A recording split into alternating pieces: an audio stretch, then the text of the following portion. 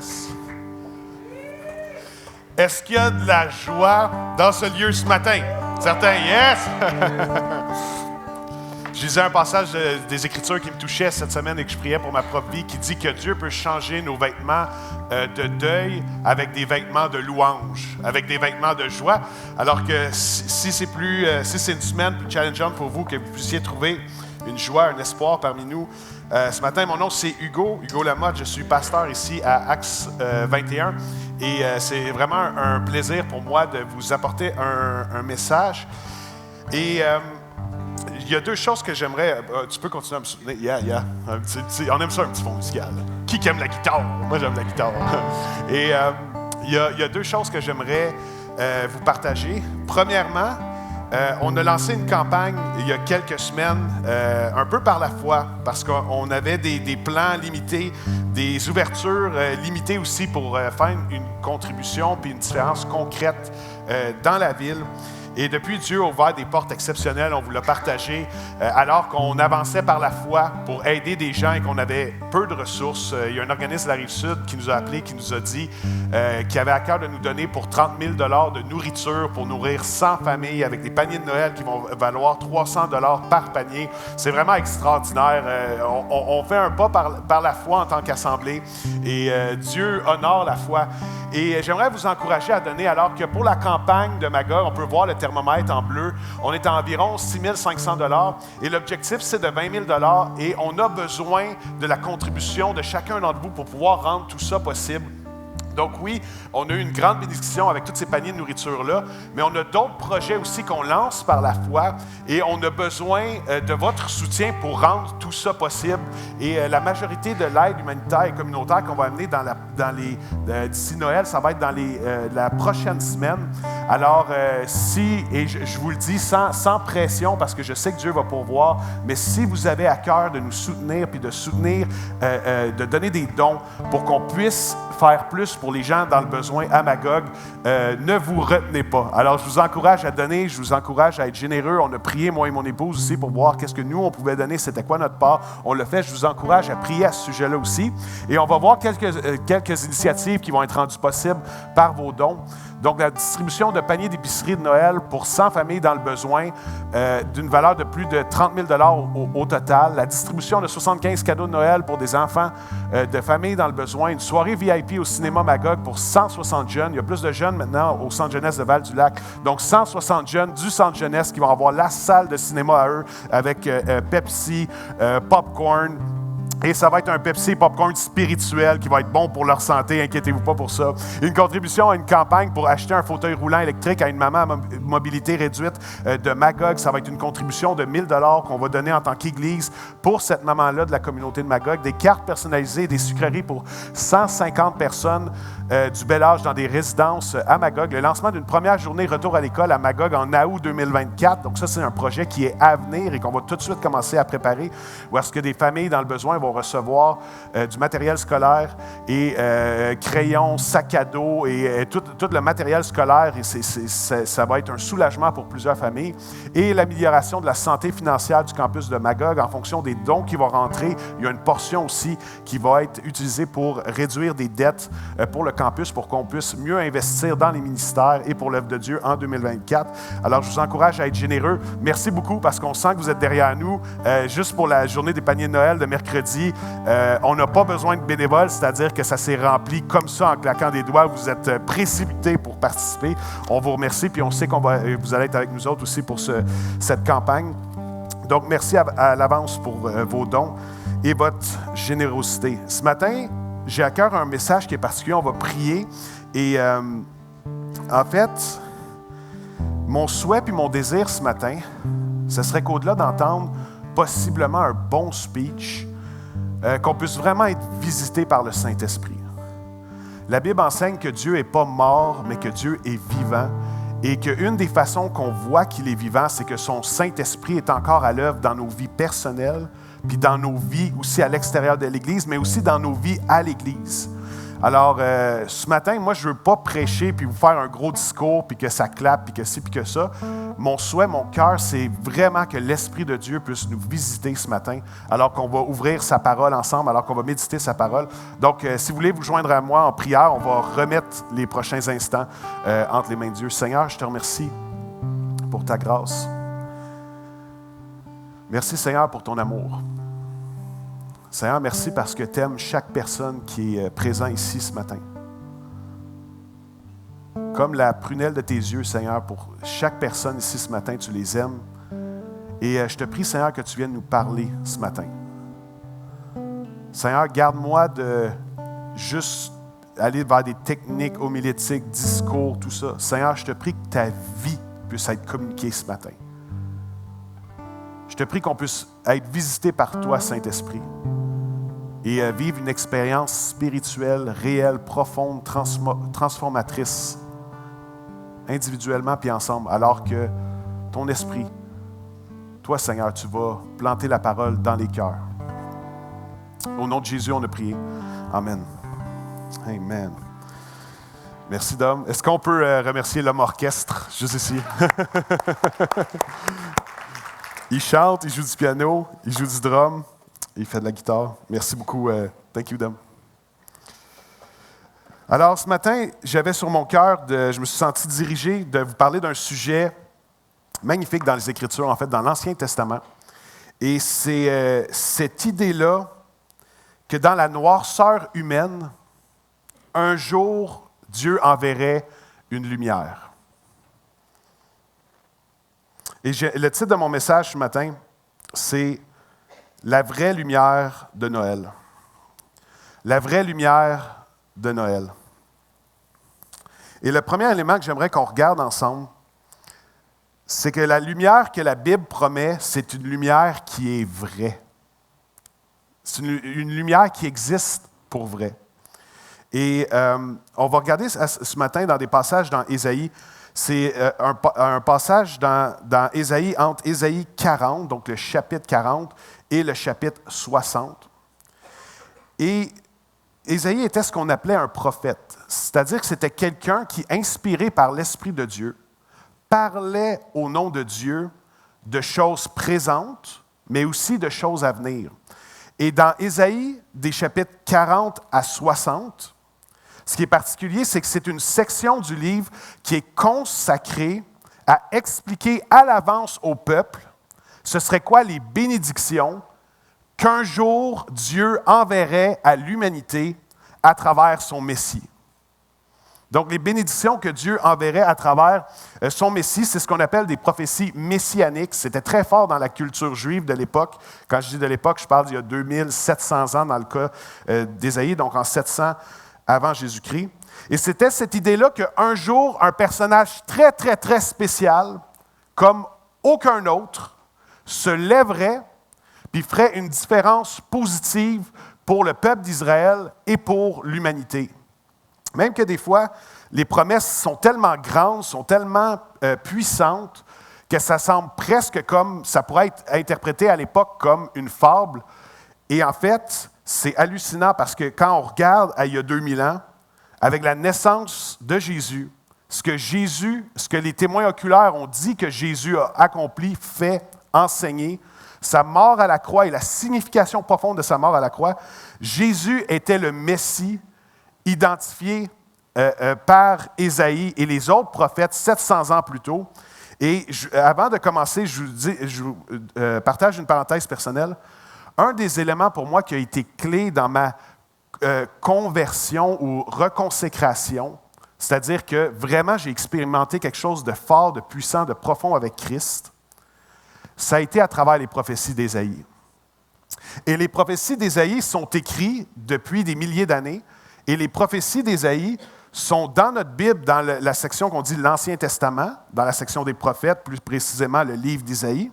Et c'est aussi dans la Bible juive, parce qu'on a essentiellement la même Bible que le peuple juif, à quelques exceptions près dans l'ordre des livres. Donc notre Ancien Testament, c'est essentiellement la Bible juive. Et c'est des promesses qui sont écrites, et c'est incroyablement puissant. Et moi, ça m'a beaucoup, beaucoup impacté de lire les prophéties dans Ésaïe, puis je veux lancer un encouragement puis un avertissement à la fois à ceux d'entre vous qui ne vous dites pas chrétiens ce matin. Je vous encourage à aller approfondir qu'est-ce que l'Ancien Testament disait sur le Messie à venir et aller lire sur la vie, le ministère, la naissance, la mort de Jésus-Christ. Et vous allez voir, c'est incroyablement frappant.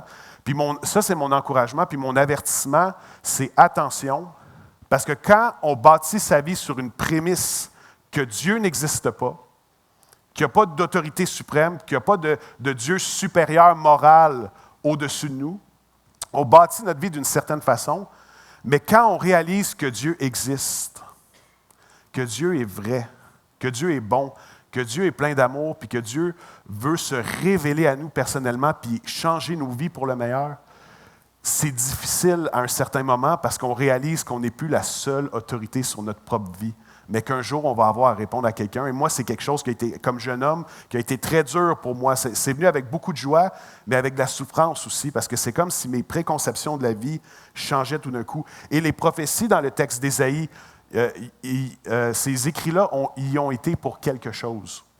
Alors, je vous encourage à aller les creuser, je vous encourage à aller les lire. Et la première caractéristique de la lumière que Ésaïe annonce qu'un jour viendrait au nom de Dieu, c'est que c'était une lumière qui est vraie, qui est véritable. Ésaïe 44, 6, 10. « Voici ce que dit l'Éternel, le roi d'Israël et celui qui le rachète. L'Éternel, le maître de l'univers, je suis le premier et le dernier. En dehors de moi, il n'y a pas de Dieu.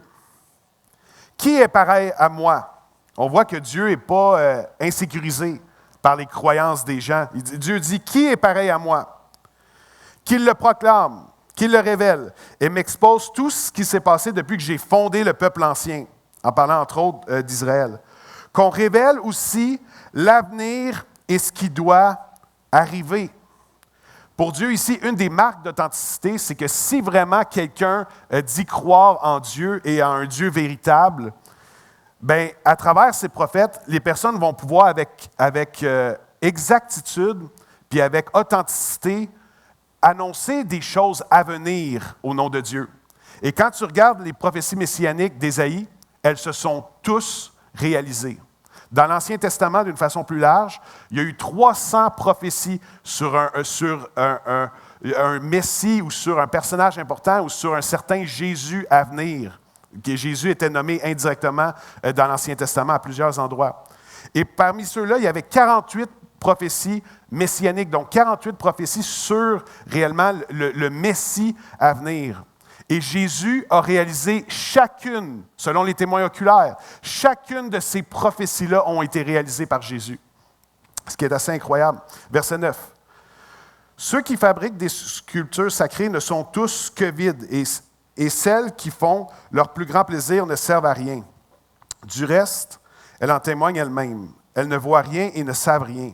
Si bien qu'ils seront couverts de honte. Quand on met notre espoir dans quelque chose qu'on a fabriqué, par exemple une idole en bois, et qu'on adore ça toute notre vie, bien, un jour, on va réaliser que c'était une vie qui a été en partie perdue. Verset 10. Qui est-ce qui façonne un Dieu ou coule une sculpture sacrée pour n'en retirer aucune utilité?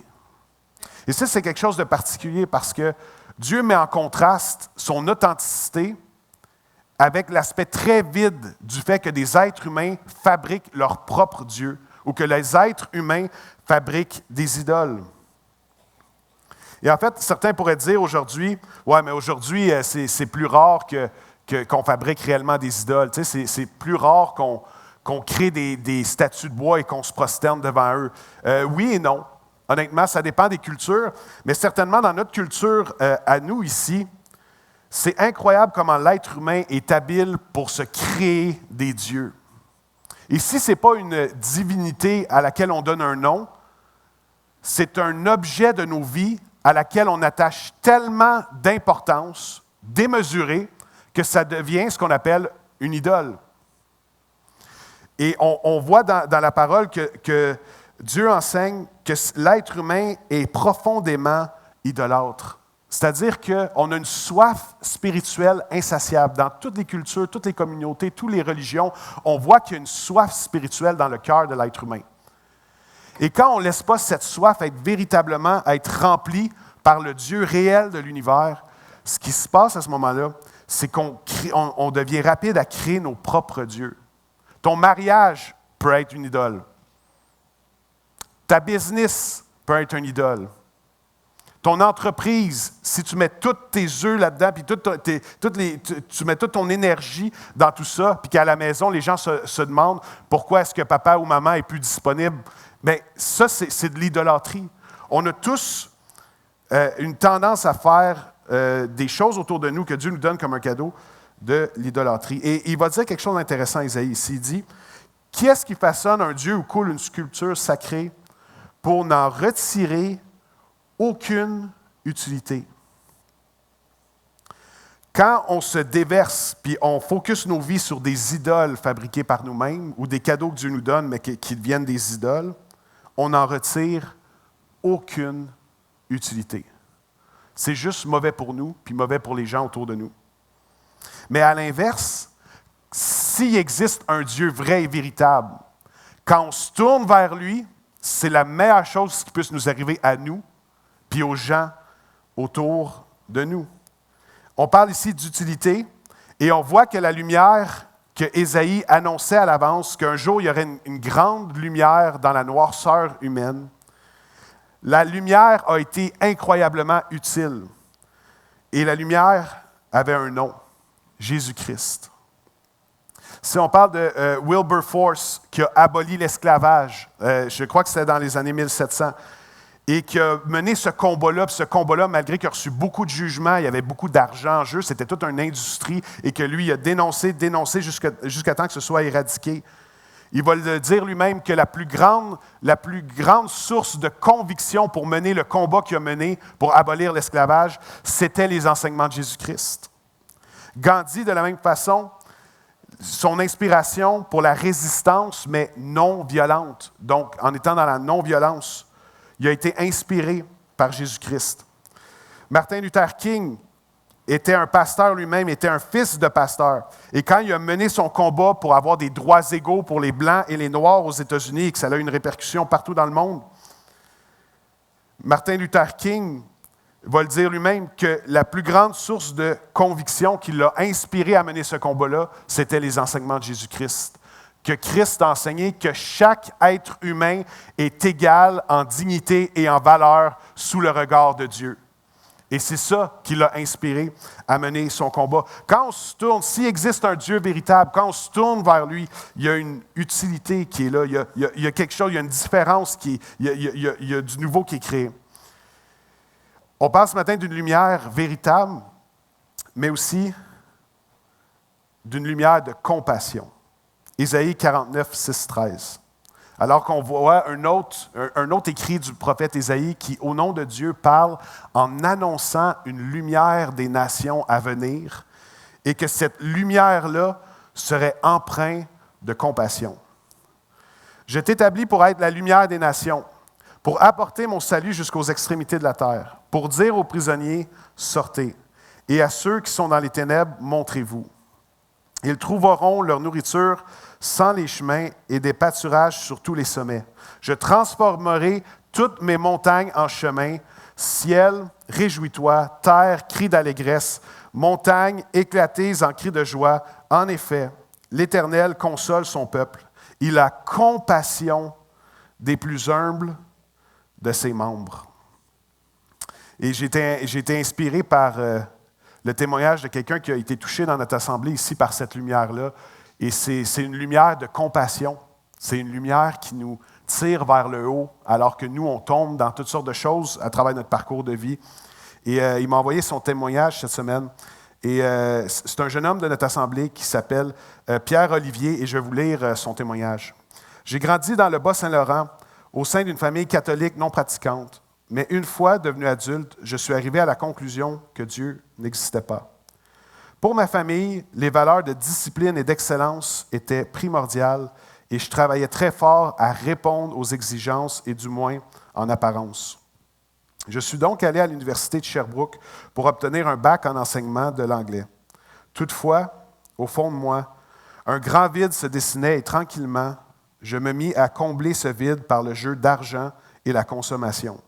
Ce fut le début d'une grande souffrance de plusieurs années. C'est toutefois à l'université que j'ai rencontré une fille avec qui j'avais un cours de littérature.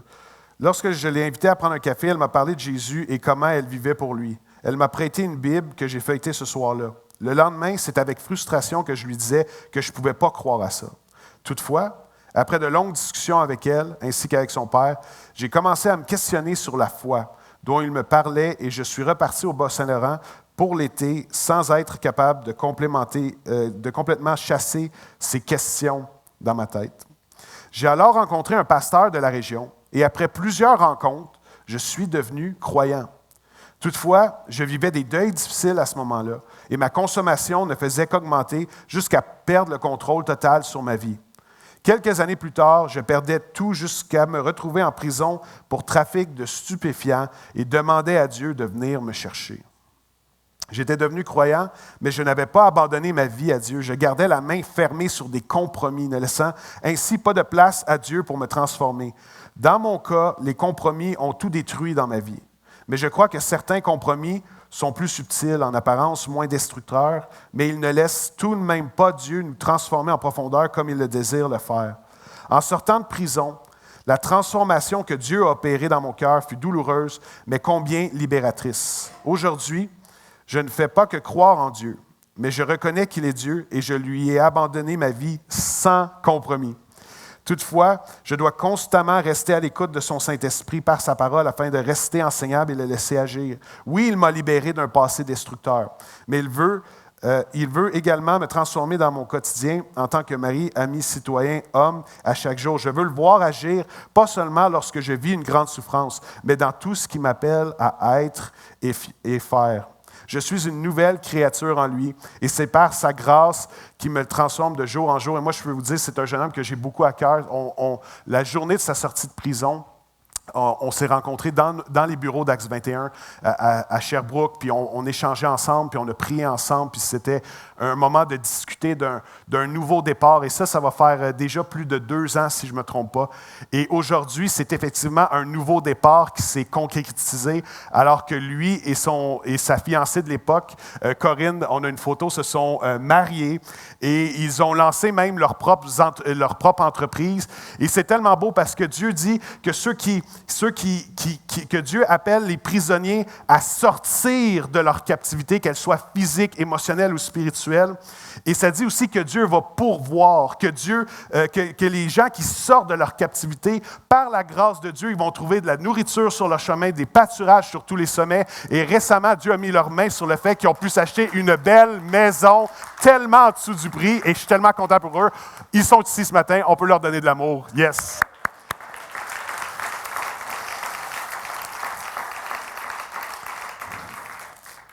C'est un Dieu qui nous aide à sortir de nos captivités.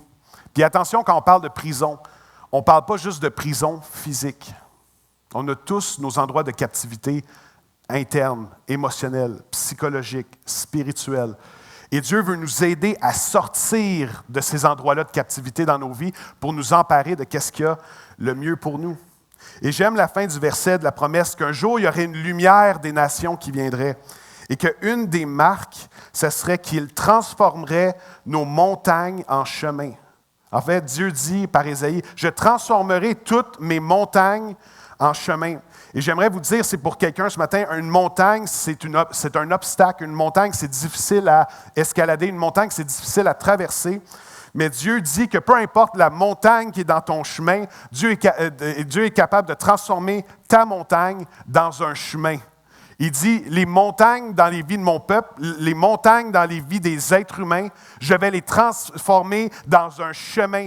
Et moi, c'est une des marques qu'est-ce que Dieu a fait dans ma vie, la grâce de Dieu. Non pas que j'ai fait quelque chose pour mériter ça, c'est une grâce que j'ai reçue. C'est qu'à un moment donné, il y avait une montagne devant moi, et c'est arrivé souvent, il y avait une montagne, je pensais que c'était fini, je ne voyais plus le bout, je ne voyais même plus mon avenir à certains moments, et même des fois des souffrances qui étaient secrètes, des souffrances que personne personne savait à l'époque. Et il y avait cette montagne-là devant moi, mais Dieu, par sa grâce, fait un chemin à travers la montagne. Et si tu es quelqu'un ce matin qui a une montagne qui se tient devant toi, il y a une montagne qui t'empêche de traverser, il y a une montagne qui est là devant toi, j'aimerais te dire, Dieu est le spécialiste pour transformer les montagnes qui nous bloquent dans un chemin qui nous propulse par sa grâce, et il peut le faire dans ta vie à toi aussi. Dieu est capable de le faire encore aujourd'hui.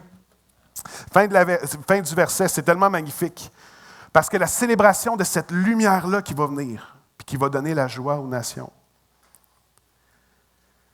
Dieu le prononce de cette façon-ci à travers la plume d'Ésaïe. Ciel, réjouis-toi. Terre, crie d'allégresse.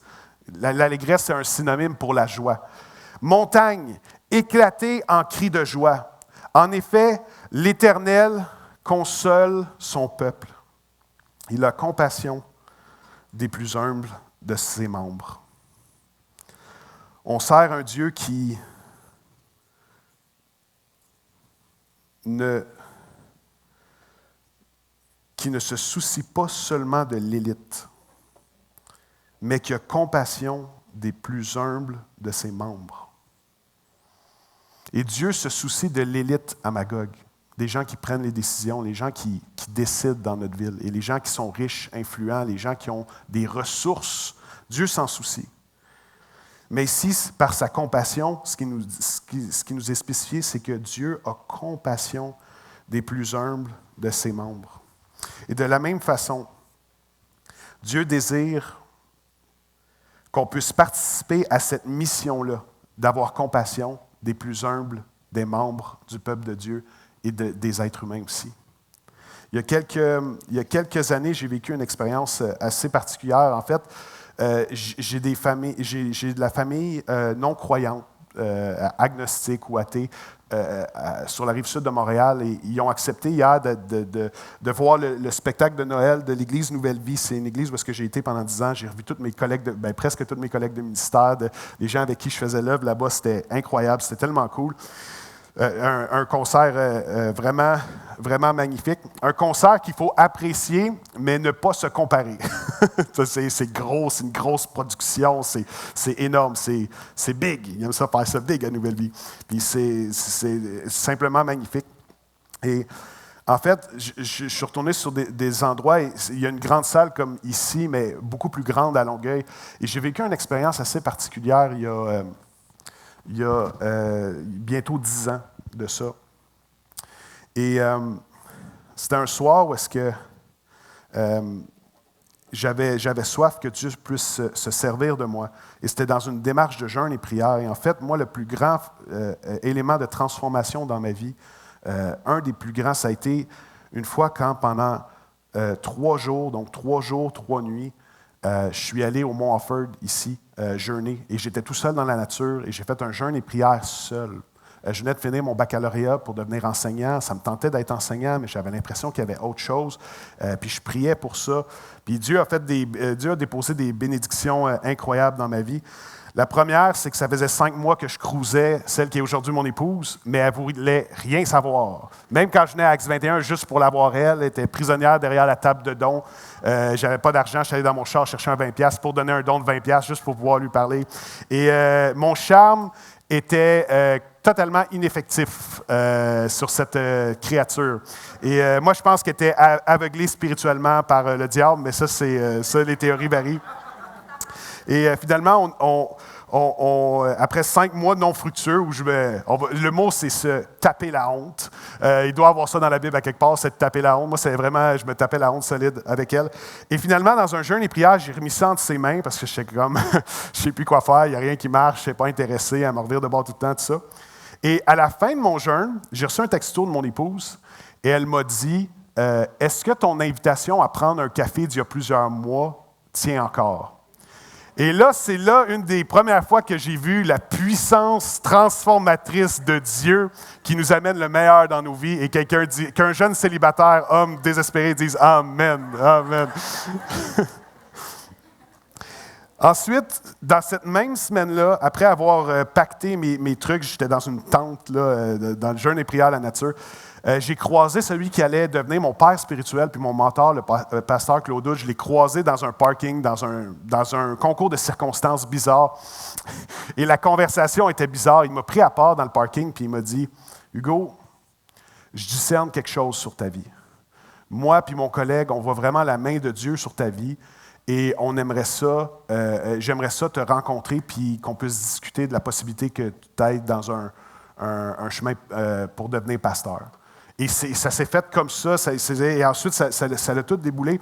Et la troisième bénédiction qui est arrivée, et c'est celle-là dont je veux vous parler, quand on parle d'être qu'on est appelé à être une lumière de compassion, parce que Christ est l'ultime lumière de compassion, chacun d'entre nous, même si ce n'est pas dans nos dons naturels, on est appelé à être une lumière de compassion aussi. Et ce soir-là, j'étais allé dans une réunion un peu comme ici, mais un vendredi soir. Et j'avais été vraiment touché par le message, mais profondément. Et la personne qui enseignait avait dit, si tu as à cœur de répondre au message, tu peux t'avancer puis venir debout à l'avant ici, tu sais, pour répondre, puis pour prier ici. Et j'étais allé et j'ai vécu une expérience que je ne me souviens pas avoir vécue ailleurs. Alors que je priais, j'ai senti un amour, une puissance, mais en même temps une lumière, une grâce tellement pesante que j'ai senti le besoin de m'agenouiller. Et j'avais 24 ans à l'époque. Et j'ai commencé à pleurer, en fait. Et j'ai commencé à pleurer. Et ce qui s'est passé, c'est que alors que j'étais couché sur le tapis en avant, j'étais littéralement à plat ventre sur le tapis, dans un rassemblement de jeunes. C'était vraiment intense. Peut-être pour ça que Laurence ne voulait rien savoir au début. Non, elle n'était pas là. Et j'étais couché sur le tapis.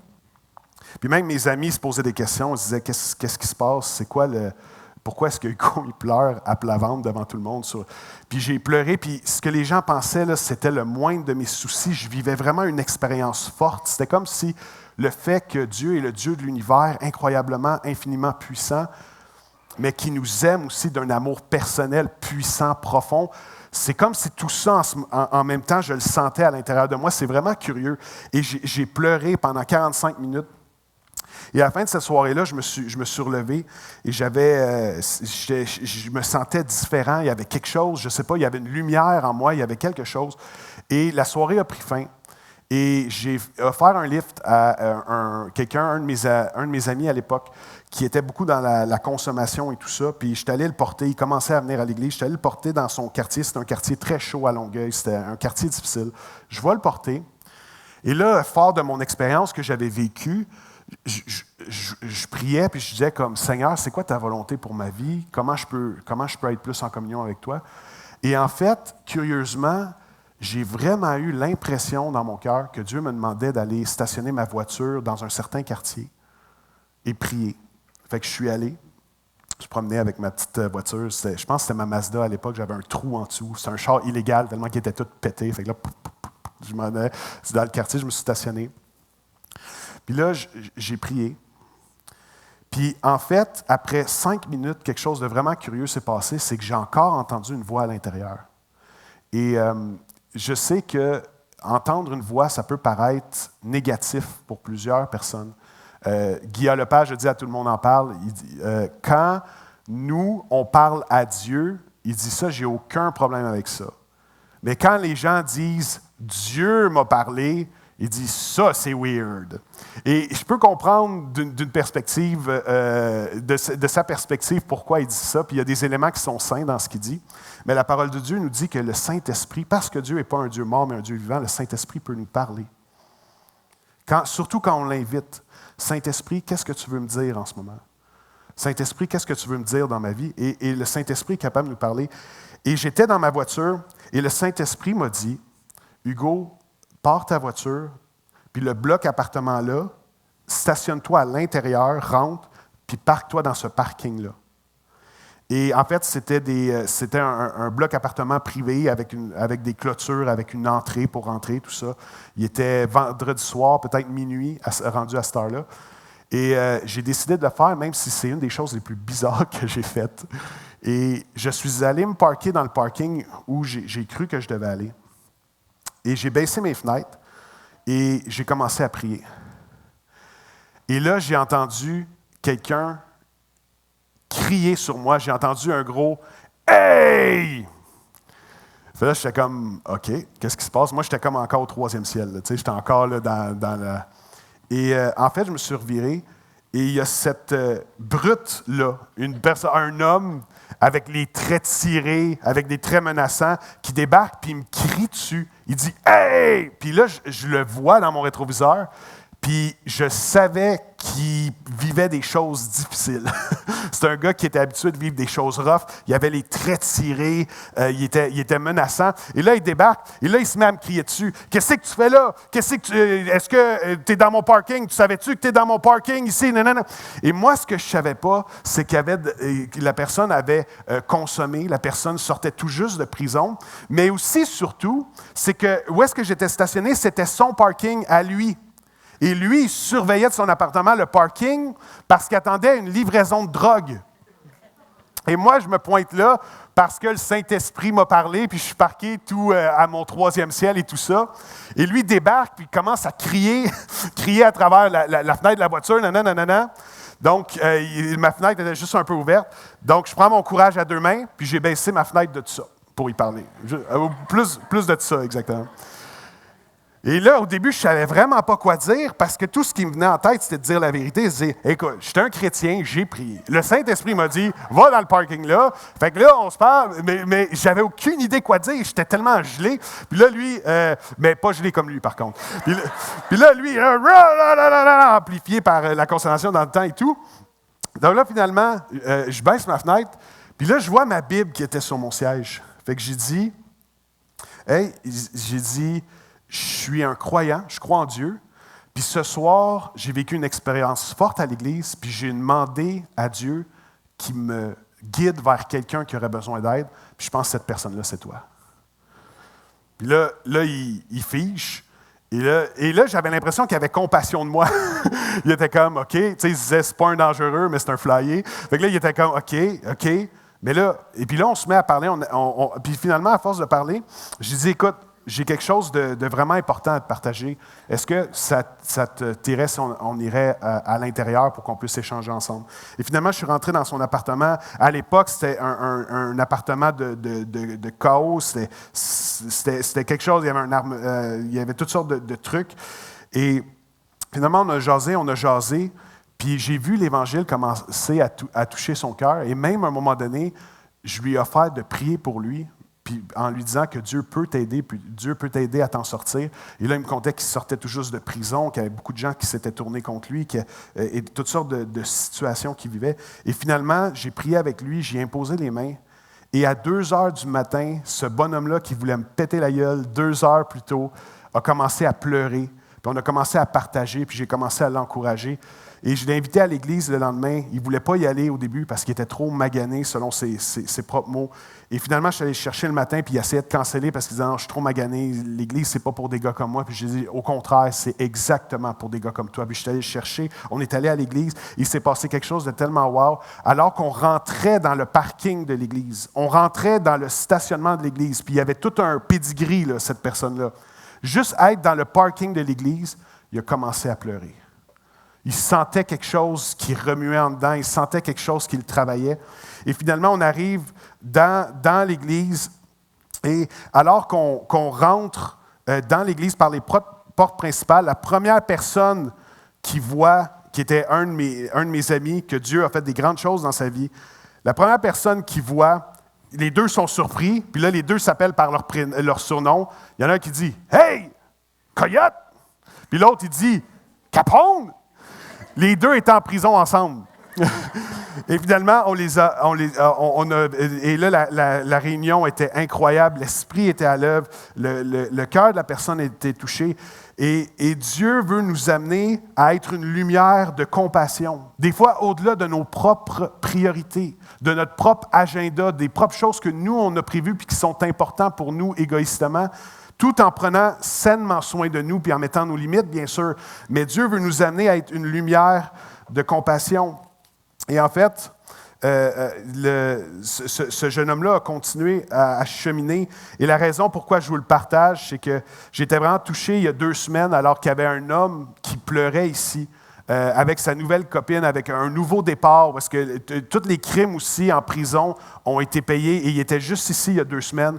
Puis il pleurait en recevant le message, en écoutant le message, en étant touché par le message de la croix. Et j'aimerais vous dire, cette personne-là est ici ce matin. Est-ce que vous voudriez lui donner une petite main d'encouragement et d'amour? Comme quoi Dieu peut changer les vies encore aujourd'hui. Yes. C'est Dieu qui change nos montagnes en chemin. Les obstacles, que ce soit la consommation, les problèmes, des problèmes internes, des problèmes externes, Dieu dit, je peux changer les montagnes en chemin. Ciel, réjouis-toi. Terre, crie d'allégresse. Montagne, éclatée en cris de joie. En effet, l'Éternel console son peuple et il a compassion des membres les plus humbles de son peuple. La lumière que Christ est venu pour... que Christ représente, c'est aussi une lumière qui fortifie. Ésaïe 50, 10. Qui parmi vous craint l'Éternel et écoute son serviteur? Si quelqu'un marche dans l'obscurité et manque de lumière, qu'il place sa confiance dans le nom de l'Éternel et s'appuie sur son Dieu. Ésaïe 51, 13. Qui es-tu pour avoir peur de l'homme alors qu'il va mourir et dont le sort est pareil à celui de l'herbe? Et tu oublierais l'Éternel, celui qui t'a fait, qui a déployé le ciel et a fondé la terre. La lumière qui était promise est une lumière qui incarne les caractéristiques de Dieu, c'est-à-dire, et qui est pleinement Dieu. C'est la lumière qui fortifie. Ésaïe nous dit, « Qui parmi vous craint l'Éternel et son serviteur? Si quelqu'un marche dans l'obscurité et manque de lumière, qu'il place sa confiance dans le nom de l'Éternel et s'appuie sur son Dieu. » Quand on s'appuie sur Dieu, il y a une lumière qui est là. Dieu est lumineux. Si quelqu'un manque, si certains d'entre vous, vous manquez d'obscurité, vous manquez pas d'obscurité, mais vous avez de l'obscurité dans vos vies, vous avez des ténèbres dans vos vies et vous avez besoin de lumière, tournez-vous vers Christ, qui est non seulement la source de lumière pour vos vies, mais qui est la lumière en personne pour vous. Et Dieu nous met au défi de ne pas tomber dans une forme de ténèbres, loin de la lumière, qui est dans Ésaïe 51, 13, et c'est une tendance qu'on a chacun d'entre nous. Qui es-tu pour avoir peur de l'homme alors qu'il va mourir, dont le sort est pareil à celui de l'herbe? Et tu oublierais l'Éternel, celui qui t'a fait et qui a déployé le ciel et fondé la terre. Ce que Dieu est en train de nous dire ici, c'est que si tu le crains, lui, tu n'auras pas besoin de craindre personne d'autre. Celui qui se met à genoux devant Dieu n'a pas à se mettre à genoux devant quiconque autre. Et Dieu nous met au défi, en tant que croyants, de se préoccuper plus parce que Dieu dit et pense de nous et de nos circonstances que qu'est-ce que les gens pensent de nous et disent de nous et sur nos circonstances. On ne peut pas pleinement craindre Dieu dans le bon sens du terme, avoir un saint respect, une révérence pour Dieu et constamment craindre les autres. C'est incompatible. Et ça, c'est quelque chose qui est dans le cœur de l'être humain à différents degrés, mais pour tout, ça s'applique à tous. On a tous une tendance, des fois, à se soucier de qu'est-ce que les autres pensent. Puis Dieu dit, arrête de te soucier de qu'est-ce que les autres pensent, mais commence plus à te soucier de ce que moi je dis sur toi, sur ta vie, sur tes convictions. Et c'est ça qui compte vraiment.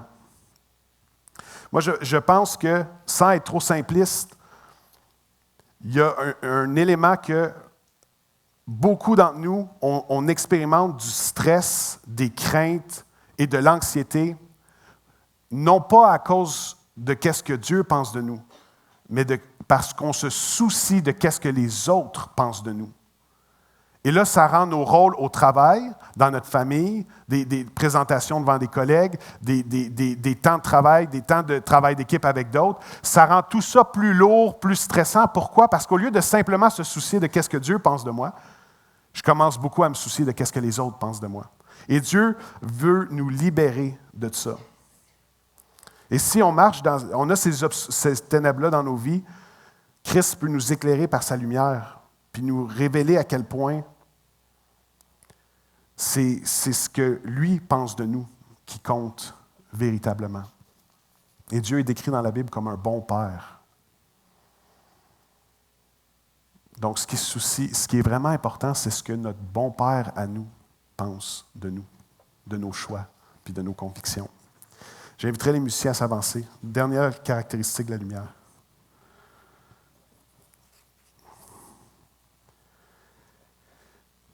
La lumière est une lumière humble.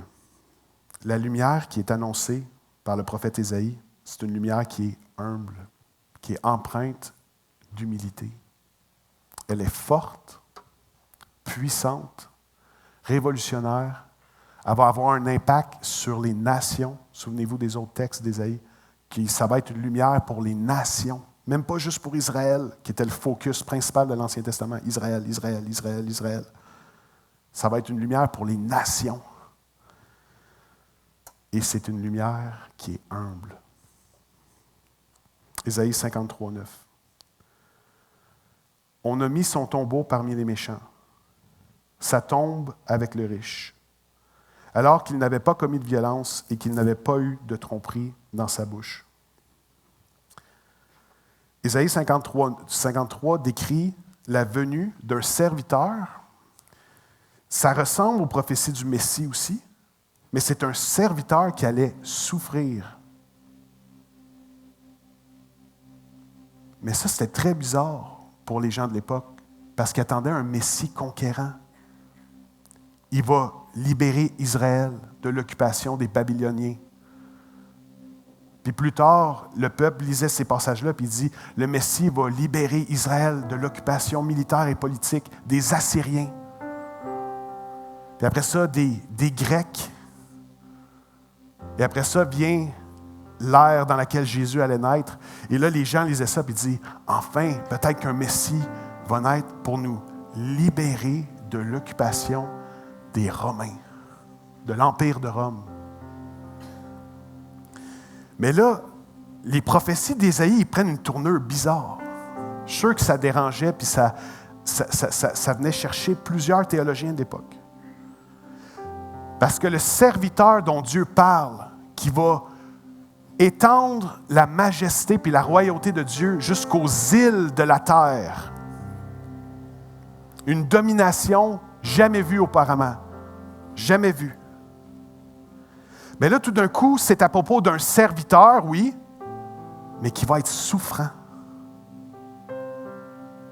qui va offrir sa vie, qui va être méprisé, rejeté, qui va être battu.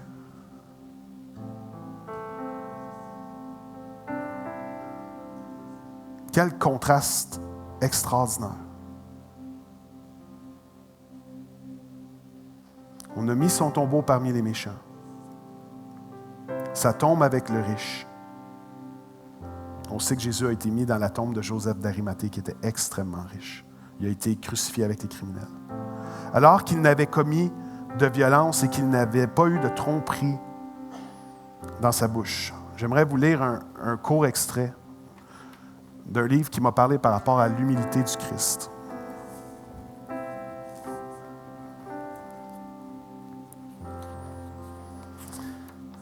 C'est le livre « Le Christ incomparable » d'Oswald Sanders. C'est un assez vieux livre sur la personne et l'œuvre de Jésus-Christ.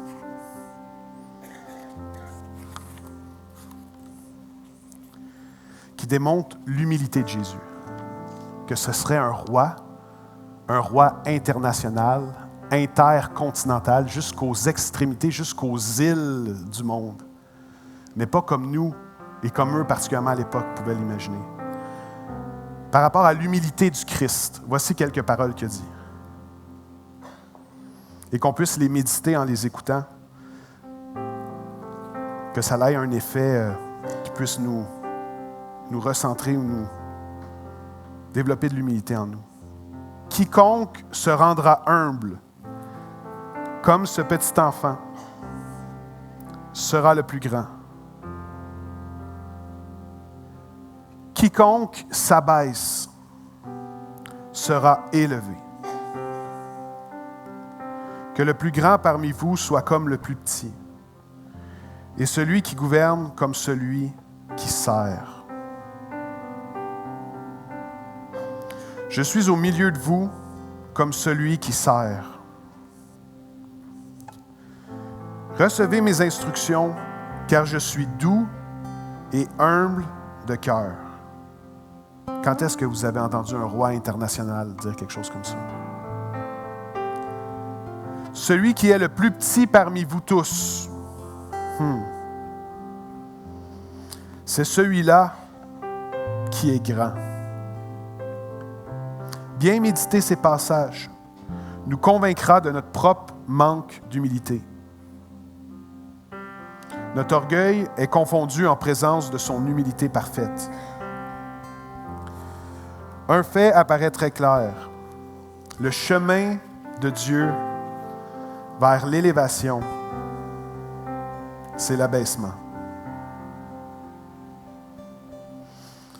Le chemin de Dieu vers l'élévation, c'est l'abaissement. Et c'est que Christ ne s'est pas fait prendre sa vie par les chefs religieux, la mafia religieuse de l'époque et par les autorités romaines. C'est que Christ a donné sa vie par amour pour chacun d'entre nous ce matin. Par amour pour toi. Ésaïe 53, 10, 12. En lien avec le serviteur souffrant, la lumière à venir, incarnée dans un serviteur souffrant. L'Éternel a voulu le briser par la souffrance. Si tu fais de sa vie un sacrifice de culpabilité, il verra une descendance et vivra longtemps. Et la volonté de l'Éternel sera accomplie par son intermédiaire. Après tant de troubles, il verra la lumière et sera satisfait. Par sa connaissance, mon serviteur juste procurera la justice à beaucoup d'hommes. C'est lui qui portera leurs fautes. Voilà pourquoi je lui donnerai part au milieu de beaucoup et il partagera le butin avec les puissants. Parce qu'il s'est dépouillé lui-même jusqu'à la mort et qu'il a été compté parmi les criminels. Parce qu'il a porté le péché de beaucoup d'hommes et qu'il est intervenu en faveur des coupables. Et ça, mes amis, c'est une description d'une lumière qui est humble et de l'humilité de Christ. La véritable lumière. Où est-ce que sa puissance infinie, en rien a été obscurci par quoi que ce soit. Et n'a même pas fait d'ombre à sa grande humilité alors qu'il a donné sa vie. Infiniment puissant, il a donné sa vie pour nous, pour payer une fois pour toutes. Le fameux sacrifice religieux que tous les peuples, toutes les nations ont offert à Dieu pour se sentir moins coupables, la faveur sur l'agriculture, pour toutes sortes de raisons. Le christianisme, c'est Dieu lui-même qui, bien au fait de ces réalités-là, que les êtres humains ont un manquement ou une déconnexion ou une brisure avec Dieu, la proposition du christianisme qui est enracinée, pas dans la religion, mais dans la grâce, c'est que Christ est lui-même descendu sur terre pour payer pleinement pour chacun d'entre nous. Que Christ meure à la croix et ce soit l'ultime sacrifice. Plus besoin de performer, plus besoin d'offrir des grands sacrifices à Dieu pour avoir une connexion avec lui. Christ a pleinement tout payé à la croix parce que c'est un Dieu de grâce. Et ça, c'est la proposition du christianisme. Presque irraisonnable tellement que c'est beau comme proposition, que Dieu lui-même nous libère de l'emprise de la religion. Mais Christ nous a tellement aimés, puis il t'a tellement aimé ce matin, qui est mort à la croix il y a 2000 ans. Certains d'entre vous, vous vivez des choses difficiles en ce moment, puis vous dites, « Seigneur, t'es où? Est-ce que tu m'aimes? Est-ce que tu as de l'amour pour moi malgré qu'est-ce que je vis? » Et Dieu dit, « Oui, et c'est pourquoi mon Fils est mort à la croix pour toi il y a 2000 ans. » L'ultime marque d'amour, c'est ce que Christ a fait à la croix pour toi. Et quand on parle des prophéties d'Ésaïe, donc de l'Ancien Testament, de toute la richesse dans les écrits de l'Ancien Testament, toute la richesse des écrits du Nouveau Testament écrits sur une période de 2000 ans, par 40 auteurs différents sur 3 continents différents, il y a un fil rouge qui trace l'histoire centrale dans chaque page à travers les cultures sur une période de 2000 ans, dans plein de cultures différentes. Il n'y a aucun livre comme la Bible sur toute la planète Terre. Il y a un fil rouge de la Genèse à l'Apocalypse, qui a un fil rouge qui est tracé à travers les Écritures. Même si c'est 3000 pages, c'est une Bible d'études, il y a un fil rouge. Et c'est l'amour de Dieu pour toi manifesté en Jésus-Christ. Ça, c'est le message de la Bible. Et si ça vous excite et ça vous donne un peu de joie et d'allégresse, on peut-tu remercier un Dieu de grâce, d'amour, de compassion? Yes! J'aimerais qu'on fasse quelque chose. Avant de chanter, on va juste prendre un temps pour être à l'écoute. Et j'aimerais vous proposer une question. La Bible dit que une des choses qui est extraordinaire, c'est qu'on ne vit pas une religion, on vit une relation vivante par le Saint-Esprit. Donc, je vais vous demander quelque chose, que vous puissiez poser une question. Saint-Esprit, qu'est-ce que tu veux me dire avec ce que j'ai entendu ce matin? Saint-Esprit, qu'est-ce que tu veux me dire avec ce que j'ai entendu ce matin? Tu peux aussi poser la question, Saint-Esprit, qu'est-ce que tu veux me dire? Point. Et on va prendre un temps d'écoute ensemble. Puis moi aussi, je vais être derrière le rideau, je vais être avec vous autres avec un temps d'écoute. Saint-Esprit, qu'est-ce que tu veux dire à mon cœur ce matin? On va prendre un petit temps d'écoute.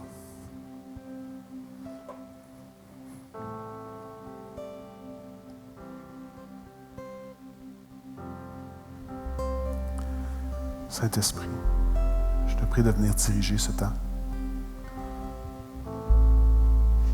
Seigneur, personne n'est venu ici pour écouter une parole d'homme ou des chants d'hommes et femmes, Seigneur Dieu. C'est pour connecter avec toi. Fait que je te prie, Saint-Esprit, de venir balayer cet endroit, Seigneur Dieu. Souffle sur nous. On a besoin de toi. J'aimerais terminer avec un court témoignage puis vous lancer une invitation. Vous savez, le jeune homme dont je vous ai parlé, qui m'a menacé quand j'étais dans ma voiture, vous vous souvenez? Dieu a fait un œuvre dans sa vie. Puis le Saint-Esprit a commencé à lui montrer des choses qui n'appartenaient plus à la lumière, mais qui étaient des ténèbres. Puis il a commencé à faire du ménage. Ce jeune homme-là, à travers certaines séquences, miraculeusement, pour la première fois depuis l'âge de 12 ans, a connu la sobriété, a connu de ne pas être en consommation, d'être sobre, puis les bénéfices rattachés à la sobriété, alors que c'était une chaîne qui l'enchaînait depuis tellement longtemps, depuis l'âge de 12 ans.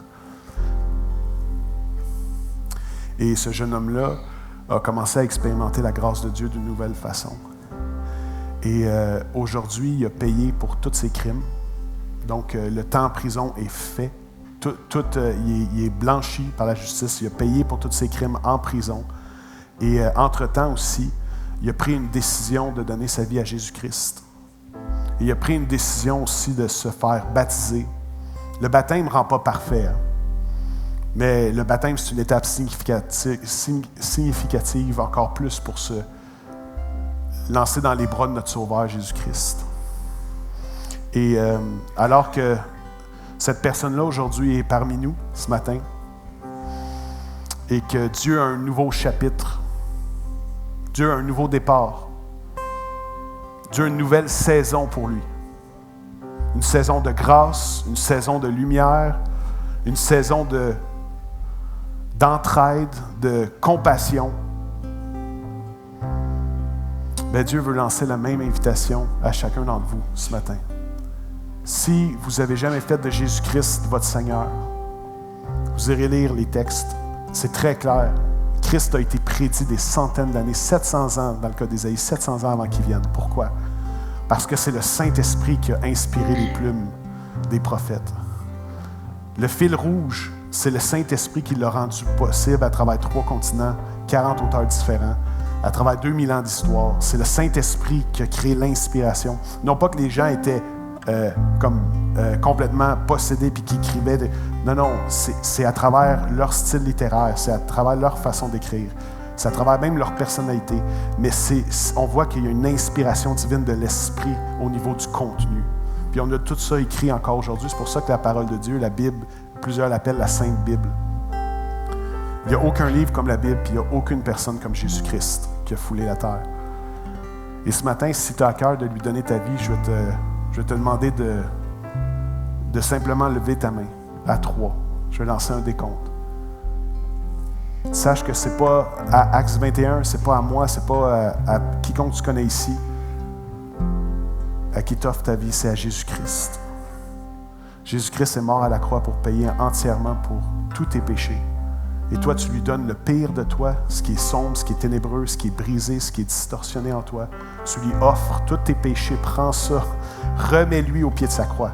Puis lui, il va te donner sa justice, sa grâce, son amour, sa puissance transformatrice et son Saint-Esprit. Alors, si c'est toi, je vais t'inviter à lever la main alors que tous les yeux sont fermés. C'est un moment entre chaque personne et Dieu. Je vais t'inviter à lever ta main à 3. Fais confiance à Christ. 1, 2, 3, tu peux lui faire confiance. Lève ta main si tu veux recevoir Christ.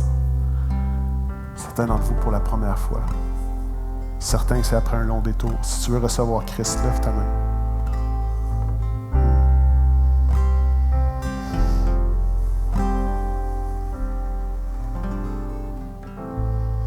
Seigneur, je te prie par ton esprit de venir toucher chaque personne qui a levé la main, qui voulait lever la main et en qui tu fais un travail réel dans leur cœur, Seigneur Dieu. Viens, je te prie, Seigneur, les bénir, les toucher. Viens les entourer. Seigneur, viens les soutenir par ton esprit. Merci pour qui tu es, Seigneur Dieu. Merci parce que tu guéris et tu délivres encore aujourd'hui. Souffle par ton esprit maintenant sur chacun d'entre nous, Seigneur Dieu.